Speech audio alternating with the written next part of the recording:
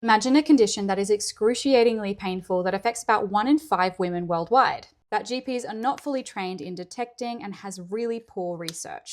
It's not endometriosis, it's adenomyosis. In fact, adenomyosis only has 11% of the research that endo has. Let's talk about it. Adenomyosis is a really painful condition where the endometrium, which is usually sitting on top of the muscle tissue and sheds out every month, starts to seep into the myometrium, which is your muscle tissue in your uterus. The endometrium acts like it usually would inside of the muscle tissue and bleeds when we have our period, which creates a hugely inflammatory environment inside of the muscle tissue of your uterus. It's often associated with deep infiltrating endometriosis, where we see the endometrium growing throughout the body. But this is where we're seeing the endometrium growing into the muscle tissue of the uterus, which is why we can't find it with a laparoscopy. This might explain the videos that we're seeing online of women going for a laparoscopy to detect possible endometriosis coming out and having a negative diagnosis and feeling so confused.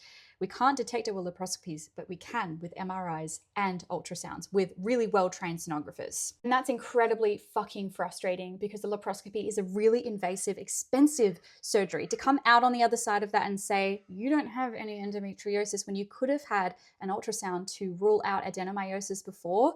The reason why we don't have that at the moment is because we have very little research, which means that doctors and clinicians are not being advised on adenomyosis and what the protocol should be to rule that out before going in for a laparoscopy. If you think you have the symptoms of endometriosis, you might want to rule out adenomyosis first. Symptoms are pain. Pain when you have sex, pain when you pass a bowel movement, pain when you go to the bathroom, pain when you need to pee, pain when you sit down, pain when you sleep. If you have really painful periods, if you have long periods, if you have abnormal spotting between your periods. If you want to learn more, comment podcast below to listen to the adenomyosis episode.